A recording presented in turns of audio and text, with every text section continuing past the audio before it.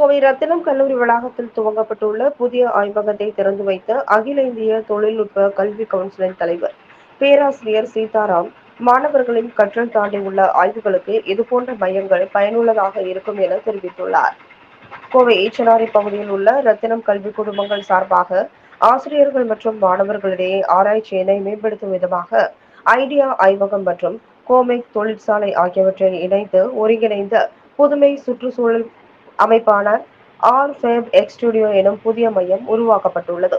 ரத்தினம் கல்வி குழுமங்களின் தலைவர் மதன் செந்தில் தலைமையில் நடைபெற்ற இதற்கான துவக்க விழாவில் அகில இந்திய தொழில்நுட்ப கல்வி கவுன்சிலின் தலைவர் பேராசிரியர் சீதாராம் கலந்து கொண்டு புதிய மையத்தை திறந்து வைத்து மாணவர்களிடையே கலந்துரையாடினார். இந்நிகழ்ச்சியில் ரத்தினம் கல்வி குழுமங்களின் இயக்குநர் சீமா செந்தில், ரத்தினம் கல்வி குழுமங்களின் முதன்மை நிர்வாக அதிகாரி முனைவர் ரா மாணிக்கம், ரத்தினம் கல்வி குழுமங்களின் துணைத் தலைவரும் முதன்மை வணிக அதிகாரியுமான முனைவர் நாகராஜ், ரத்தினம் தொழில்நுட்ப வளாகத்தின் முதல்வர் முனைவர் கீதா உட்பட பலர் கலந்து கொண்டனர்.